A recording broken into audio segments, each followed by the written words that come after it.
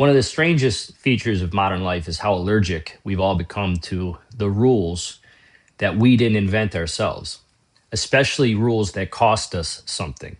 We'll tolerate laws, we'll tolerate norms as long as they feel provisional, as long as they're adjustable, as long as they're negotiable. But what we resist sometimes with hostility is the idea that there might be a line that we're not permitted to redraw simply because crossing it feels good or because backing away later would require some sort of sacrifice. The modern self prefers authority that can be appealed to, edited, or ultimately just overruled, which is another way of saying authority that isn't really authority at all. And universities have institutionalized this instinct. They teach implicitly and explicitly that authority is a form of violence that limits are oppressive, that no claim may stand if it offends the sovereign self, no matter how uninformed, how fragile, or how absolutely retarded that self may be. So it's no wonder that there's a particular kind of relief that comes from hanging around people who believe in God, not because they're kinder or calmer or more morally impressive. Most of the time, most of the time they are, but they often aren't. But because people who believe in God are beholden to something external to themselves, something they did not author, something they can't revise when it becomes inconvenient. A Christian, at the very least, in principle, wakes up every day having already lost the argument with themselves. They did not invent the moral law. They did not define the purpose of love. They did not decide what sex, marriage, sacrifice, or suffering are for. They may violate all of it, but they cannot rewrite it. And most of them know this. And that difference, subtle as it sounds, changes the atmosphere of the room. It introduces limits. And limits, far from being oppressive, are often what make human life livable. Modern secular life places the self at an impossible position. You are asked to be both the source of meaning and the beneficiary of it. You are the judge and the defendant. You write the rules and then appeal to them, which means that when conflict arises, as it always does, the rules can just be renegotiated. Feelings become facts, desire becomes justification, growth becomes outgrowing, commitment becomes provisional, renewable, quietly contingent on ongoing satisfaction. There is no court of appeal. And that may all sound abstract or academic until it collides with the one arena of life that does not tolerate improvisation for very long: relationships. Because relationships are precisely where rules you didn't invent matter most. Two people attempting to love one another without destroying one another need something sturdier than mutual preference. When boredom arrives, or resentment, or temptation, the inevitable weather systems of long-term intimacy, the question that quietly takes over is not, is this right? But why shouldn't I change the rules? And in a framework where the self is sovereign, the honest answer is there's no reason you can't change the rules. Christianity introduces a third thing into the relationship: not a mood, not a shared aesthetic, an authority. Marriage, in this view, is not merely a contract between two people negotiating mutual fulfillment. It's a covenant witnessed by God, a sacrament, which immediately makes several unfashionable truths unavoidable. Love is an act of the will before it is a feeling.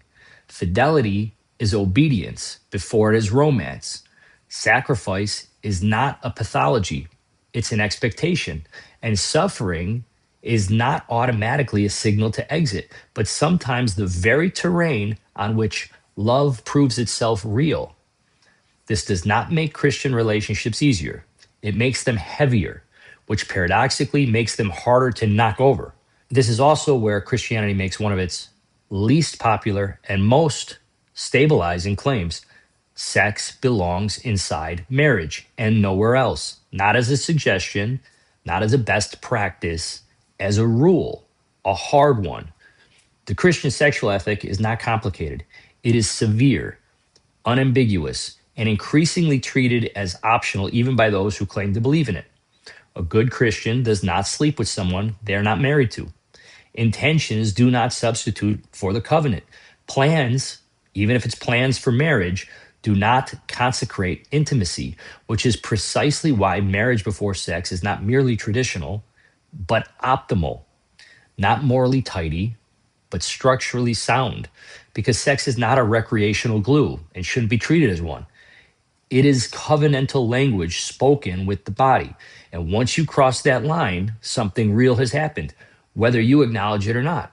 The body has declared a union, the will has not yet ratified. And backing away from that declaration is never neutral. It is always a small violence, sometimes quiet, sometimes mutual, sometimes carefully rationalized as no big deal. But it's always a big deal. This is the part modern culture cannot metabolize. You do not get to pretend that invoking something with a purpose suddenly becomes meaningless because you later regret the implications. The rule exists not to punish desire, but to protect people from the psychological and spiritual whiplash of intimacy without permanence. And yes, I failed at this, which does not weaken the rule, it just proves it. Anyone who has crossed that line and then watched a relationship dissolve knows the damage that follows. Not just heartbreak, that happens anyway, but confusion, a sense that something sacred was invoked and then abandoned, that something true was said and then unsaid. The body remembers even when the mind tries to downplay it. Christianity insists on this hard boundary because it understands human beings better than we understand ourselves, and it has for about 2,000 years. It refuses to flatter our capacity to compartmentalize. It assumes, correctly, that if you give people the power to invoke intimacy without commitment, they're going to do it. And then they're going to spend years quietly convincing themselves it didn't matter. It mattered, which is why this rule should be brought back, not softened, not updated, not reframed as ideal but unrealistic. Hard rules are not cruel when the terrain is dangerous, they're merciful. This also explains why bad behavior among believers is both common and easier to spot. Christians still lie, they still cheat, they manipulate, they abandon one another. But in a Christian moral vocabulary, bad behavior is not rebranded as self expression or therapeutic necessity. It's called sin, a word that does not flatter the ego or protect the narrative of self authorship. Sociologists will tell you, in tidy charts and neutral language, that marriages grounded in regular religious practice tend to last longer. They will attribute this to shared norms, community, accountability, and reduced impulsivity. And all that is true. But it all misses the deeper point. The deeper point is not that Christians are better at marriage, it is that they are less free to redefine it. And love, it turns out, does not survive on intensity or compatibility or passion alone. Those things burn hot and fast.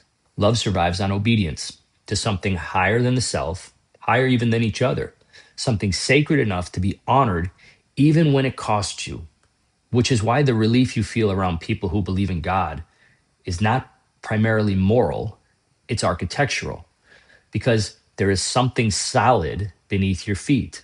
And for once, no one in the room gets to move it.